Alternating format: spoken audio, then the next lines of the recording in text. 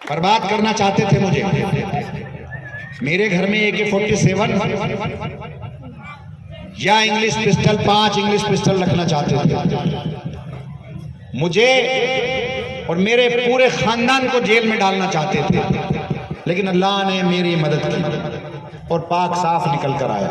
ये आज पूरी साजिश कर रहे हैं मुझे बर्बाद करने की, और वो सिर्फ इसलिए क्योंकि मैं आपकी आवाज बना हुआ हूं।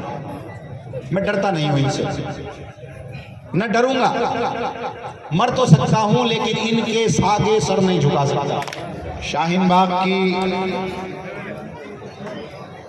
तमाम जिम्मेदार नौजवान बुजुर्ग यहाँ मौजूद हैं।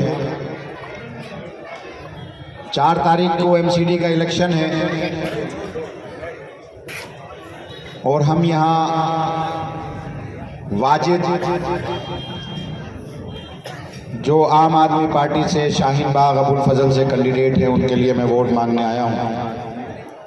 क्योंकि मैं विधायक हूँ, मेरी जिम्मेदारी है कि मैं अपनी पार्टी के सारे कैंडिडेटों को जिता करके दिल्ली के अंदर आम आदमी पार्टी की MCD के अंदर सरकार बनाऊं।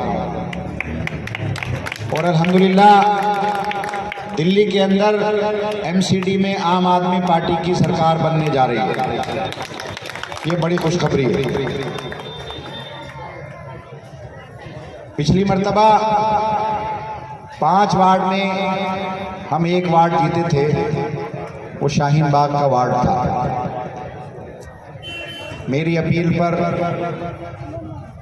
मेरी पार्टी की अपील पर, अरविंद केजरीवाल साहब की अपील पर आप लोगों ने वोट दिया और मैं अपने कैंडिडेट को जिताने में कामयाब रहा।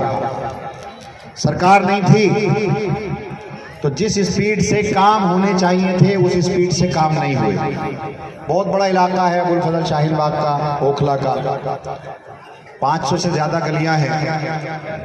100 के आसपास सफाई कर्मचारी है। सफाई कर्मचारी कम होने की वजह से आप लोगों को जिस तरह की सहूलत हमें देनी चाहिए थी हम दे नहीं पाए। उसके लिए मैं माफ़ी चाहता हूँ। लेकिन इस मर्तबा आपसे वादा कर रहा हूँ कि सरकार दिल्ली में आम आदमी पार्टी की बन रही है। आपकी एक गली, आपके दोरों कूड़ा घर आपके ठीक कर दिए जाएंगे और एक गली को साफ कर दिया जाएगा। मैं आपसे वादा कर रहा हूँ। आपके इलाके में सीवर डालने का काम चल रहा है। आपके इलाके में जहाँ जहाँ सीवर डाल रहे हैं सड़कें बनाने का काम चल रहा है। नाले वाले रोड पर हमने पैरेलल सीवर डाला। 30 तारीख तक नाला इंशाल्लाह हम लोग बंद कर देंगे। 24 घंटे आपको हमने लाइट दी। जिस जगह मैं खड़ा हूँ, जब मैं यहाँ विधायक नहीं था या जब जीत कर आया था, जब हमारी सरकार आई थी तो 24 घंटे 48 घंटे लाइट नहीं होती थी। अगर आती भी थी तो वोल्टेज नहीं होते थे। लेकिन आज आप देखो आबादी 3 गुना ज्यादा बढ़ी। हर घर में आज AC है, बिल्डिंगें बनी। आज 24 घंटे हम आपको लाइट दे रहे हैं। परेशानी इस वक्त आपको हो रही है, इसलिए हो रही है। सरफराज भाई हमारे यहाँ AE खड़े हैं जो BACS के हैं। इनका बहुत बड़ा रोल रहा। जब यहाँ लाइट की हालात ख़राब थे तो सत्येंद्र जैन साहब जो बिजली विभाग मंत्री थे वो यहाँ आए थे, तो इनको स्पेशल CO BACS ने यहाँ लगाया था सरफराज भाई को, और इन्होंने जगह जगह जहाँ ज़रूरत थी उस ट्रांसफार्मर लगाए और आज आपको 24 घंटे लाइट यहाँ मिली। आज दिल्ली में हमारी सरकार है और हमने जो वादा किया वो हमने पूरे वादे किए। हमने कहा था कि 200 यूनिट हम मुफ्त देंगे, हमने 200 यूनिट बिजली मुफ्त दी। हमने पानी की लाइन डालने का वादा किया था मैंने। आपके इलाके में पानी की लाइन डल रही है, आधे से ज़्यादा पड़ गई है और कुछ में रह गई है, इंशाल्लाह वो भी पड़ जाएगी। मोहल्ला क्लिनिक शाहीन बाग के अंदर 2 मोहल्ला क्लिनिक हमने बनाए, 1 डिस्पेंसरी बनाई। मेरा ऑफिस इसी शाहीन बाग में है, वाजिद का ऑफिस इसी शाहीन बाग में है। और जो भी आपके काम बचे हैं मैं उन कामों को पूरा करूंगा। एक एक काम आपका इंशाल्लाह पूरा होगा। जितनी मोहब्बतों से आपने हमें जिता करके भेजा, उतनी मोहब्बतों से मैं आपके काम इंशाल्लाह पूरे करूँगा। आप देख रहे हो हालात क्या है। जब शाहीन बाग में बीजेपी की एमसीडी जब बुलडोजर लेकर आई थी तो मैं वहां पहुंचा और मैंने उस बुलडोजर को रोकने का काम किया। वो चाहते थे कि इलाके के अंदर बुलडोजर चला करके पूरी दिल्ली का माहौल खराब किया जाए। वो बुलडोजर के जरिए आपके मकानों को गिराना चाहते थे, आपकी बिल्डिंगों को तोड़ना चाहते थे। मैंने वो रोकने का काम किया। उसके बाद इन्होंने कंचन कुंज में ये लोग गए, कंचन कुंज में पहुंचा, वहां मुझे गिरफ्तार कर लिया गया। गिरफ्तार करने के बाद मुझे बीसी बना दिया। दिल्ली के हिंदुस्तान का पहला ऐसा विधायक हूं जो एमएलए बनने के बाद बैड कैरेक्टर बनाया गया हो, पहला ऐसा विधायक। 27 केस चल रहे हैं आप इस वक्त मेरे ऊपर, 27 केस, हर दिन तारीख पड़ती है। ये भी हो सकता है कि अगला इलेक्शन में ना लड़ूं। इलेक्शन से पहले किसी ना किसी केस में मुझे कन्विक्ट करके, जिस तरह से आजम खां को किया, मुझे भी ये लोग कन्विक्शन करके 6 साल के लिए मुझ पर बैन लगा के विधायकी से हटा दें। ये मुमकिन है। रोजाना तारीख पड़ रही है। सीबीआई मेरे पीछे है। कल सीबीआई ने 10,000 पेज की चार्जशीट सबमिट की। एसीबी मेरे पीछे, ईडी मेरे पीछे, पुलिस मेरे पीछे, 27 केस है। चाहता तो मैं भी और विधायकों की तरह ऐश करता, ना एक केस लगता, ना मुकदमा लगता, मजे लेता, लेकिन ऐसा मैंने नहीं किया। 30 बाई 30 के फ्लैट में, 100 गज के फ्लैट में रहता हूं। लोग कहते हैं 500 करोड़, 1000 करोड़। भाई मुझसे क्यों कह रहे हो या जनता में क्यों कह रहे हो? सीबीआई जांच कर रही, एसीबी जांच कर रही, ईडी तो तलाश कर रही गवाह, कोई गवाह लेकर आओ अमानतुल्लाह को फंसाने के लिए। तो जनता में क्यों बता रहे हो? जाके डायरेक्ट ईडी में बताओ। आज वो जो एसीबी का आहूजा जिसने मुझे अरेस्ट किया था, वो इलाके में घूम रहा था। भाई कौन लेकर आया उसे? आज मस्जिद में अफवाह उड़ी के पैसे दिए गए, आज ही वो यहाँ आ गया। तो जो आज लेकर आया था उसी ने उस दिन मुखबरी की होगी जब मेरे घर पे छापा लगा। बर्बाद करना चाहते थे मुझे। मेरे घर में AK-47 या इंग्लिश पिस्टल, 5 इंग्लिश पिस्टल रखना चाहते थे। मुझे और मेरे पूरे खानदान को जेल में डालना चाहते थे, लेकिन अल्लाह ने मेरी मदद की और पाक साफ निकल कर आया।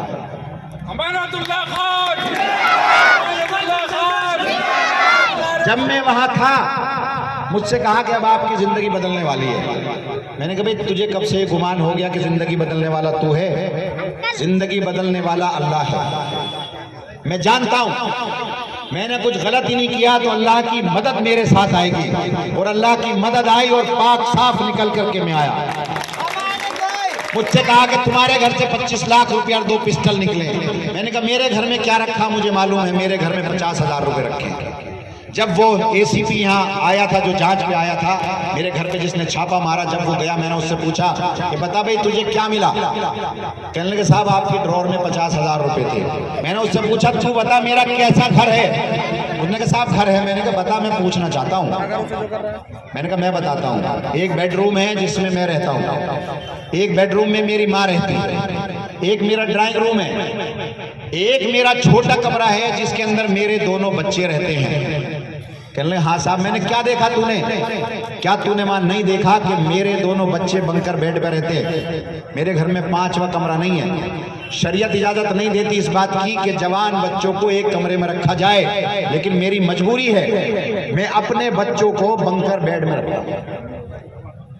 आज जो 5,000 गज जमीन लिए हुए आलीशान बंगला बनाए हुए हम पर इल्जाम लगाता है 100 गज के मकान वाले पे कि साहब अरबों रुपया कमा लिया। वो तो ऐसे ही हुआ ना कि एक 5 स्टार होटल की छत पर, अपने 5 स्टार होटल की छत पर बैठा हुआ आदमी एक झुग्गी वाले से कहे देखो इस साले झुग्गी वाले पर बहुत पैसा है। ऐसा ही तो हुआ। 200 करोड़ का होगा ना वो सारी प्रॉपर्टी, मेरा मकान 20-25 लाख रुपए का। लेकिन कोई बात नहीं, अल्हम्दुलिल्लाह मुतमईन हूँ, ईमानदारी से अपना काम कर रहा हूँ। मेरा कसूर क्या है? मेरा कसूर ये है कि मैंने आपकी आवाज़ बनकर आवाज़ बना। जहाँ जहाँ जिस जिस जगह जुल्म हुआ उस जुल्म के खिलाफ आवाज़ उठाई। जब दिल्ली दंगे हो रहे थे तो उस रात को मैं अपने घर नहीं था, उस रात को मैंने LG का घेराव किया। पूरी दुनिया ने देखा उस रात को, उन फसाद जहां पर चल रहा था उन फसाद में जाकर के वहां जो फसाद में फंसे हुए लोग थे उनको निकालने का काम किया। अपने घर नहीं सो रहा था। जब फसाद हुआ, फसाद सदा इलाके में जाकर के कैंप लगाया, वहां पर खाना बांटा, उनको पैसे बांटे, उनकी दुकानों को पैसे दिए, मकानों को पैसे दिए। दिल्ली सरकार से हर मुमकिन कोशिश की कि उनको पैसा दिया जाए। मरने वालों को 10 लाख रुपया, जिसका 1 फ्लोर चला उसको 5, 2 जला, 10, 15, 20 लाख रुपया हमने वहां जिन लोगों को नुकसान हुए उनको देने का हमने काम किया। ये बात करते हैं मरकज की। मरकज मेरी पिटीशन पर खुला, मैं उसमें पिटीशनर हूं, दिल्ली वक्फ बोर्ड उसमें पिटीशनर है। मैंने कोई एहसान नहीं किया, मेरा ये फर्ज था क्योंकि मेरा ताल्लुक भी दावत से है, तबलीग से है। मैं आज वहां अल्हम्दुलिल्लाह 5 वक्त की नमाज हो रही है और सारे अरकान हो रहे हैं और मुझे इसका, मैं अपने आप को, अल्लाह ने मुझे इस लायक बनाया। अल्लाह का मैं एहसानमंद हूँ कि मैं इस लायक बना के दीन के एक काम आ सका। उस मरकज को खुलवाने के लिए छोटा ही सा क्यों ना एक जरिया बना, जहाँ पर पूरी दुनिया में दीन फैलाने का काम हो रहा है। एहसान नहीं किया मैंने। जहाँ जहाँ लिंचिंग हुई मैं पहुँचा, जहाँ जहाँ लिंचिंग हुई, जिसके साथ लिंचिंग हुई उसकी मदद मैंने की। मेरे दर पर, मेरे घर पर, वक्फ बोर्ड पर जो आया मैंने उसकी मदद की। बीमार आया तो उसको पैसे देने का काम किया, दवाई दिलाने का काम किया। अपोलो हॉस्पिटल के अंदर इलाज कराया, अपने लोग भेजे। एस्कॉर्ट के अंदर इलाज कराया। ओखला के अंदर ऐसा कोई आदमी नहीं होगा जिसका खुद का इलाज या उसके रिश्तेदार का इलाज या उसके गांव वाले का इलाज मैंने किया। और ये एहसान नहीं किया मैंने, आपने मुझ पर कर्ज था, आपका मेरे ऊपर कर्ज है कि आपकी वोटों से मैं जीत कर आया हूं और जितनी मोहब्बत आपने मुझे दी है मैंने इसलिए ये काम मैं कर पाया और आज भी कर रहा हूं। दिल्ली वक्फ बोर्ड, क्या कसूर है मेरा? आज दिल्ली वक्फ बोर्ड को ये खत्म करना चाहते हैं, प्रेशर बना रहे हैं मुझ पे कि मैं दिल्ली वक्फ बोर्ड को छोड़ दूं। जमानत मेरी हो गई, कैंसिलेशन में गई, कैंसिलेशन में कि मेरी जमानत को खत्म किया जाए। हाई कोर्ट ले गए, अगर वहां से खारिज हो गई जमानत, अगर मेरी कैंसिल हो गई तो सुप्रीम कोर्ट है। सुप्रीम कोर्ट में 1 साल में आए, 2 साल में आए, 3 साल में आए, पता ही नहीं कब नंबर आए। तो ये आज पूरी साजिश कर रहे हैं मुझे बर्बाद करने की, और वो सिर्फ इसलिए क्योंकि मैं आपकी आवाज बना हुआ हूं। मैं डरता नहीं हूं इनसे, न डरूंगा। मर तो सकता हूं लेकिन इनके आगे सर नहीं झुका सकता। 2 बिल्डिंगें टूटी पीछे, बताओ यहाँ के सारे शेर कहाँ थे? मैं ही नहीं गया। बस शाहीन बाग में आए थे, कोई था? मैं गया, नाकाम किए। कंचन कुंज में नाकाम हुए। और अब मैं आपसे कह रहा हूं कि दिल्ली के अंदर आम आदमी पार्टी की सरकार बनने जा रही है। MCD के अंदर पूरी दिल्ली में किसी एक मकान को अगर MCD का आदमी छू ले तो आप मुझे बता दें। आपका एक भी मकान, एक भी दुकान, MCD का एक भी अफसर आकर अगर तोड़ दे तो आकर मेरा गिरबान आप पकड़ लेना कि अमानतुल्लाह तू कहकर गया था कि MCD के अंदर हमारी सरकार आ रही है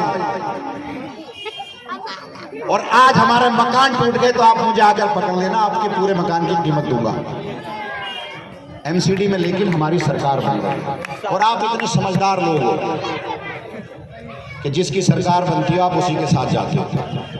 वोट आप खराब नहीं करोगे, मैं जानता हूं।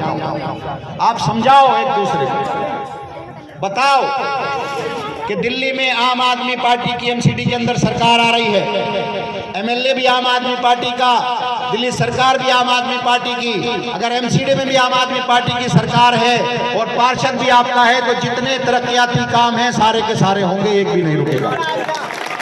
वादा कर रहा हूं मैं आपसे, अगर आपका एक एक काम नहीं हुआ, आपकी सारी सड़कें नहीं बनी, सीवर नहीं डला, एक एक गली में झाड़ू नहीं लगी, जो कूड़ा घर हैं ये बढ़िया तरीके से नहीं बने, मॉडर्न तरीके से, इनके लिए जितने पैसों की जरूरत होगी मैं दूंगा, तो आपके पास दोबारा वोट मांगने नहीं आऊंगा।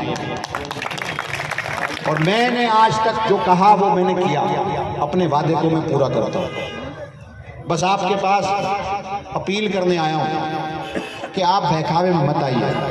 मैंने सर्वे कराया इस इलाके का, एक एक बूथ पर 60 लोगों से मैंने पूछा है, 70 से 80% आम आदमी पार्टी का वोटर है इस पूरे इलाके में।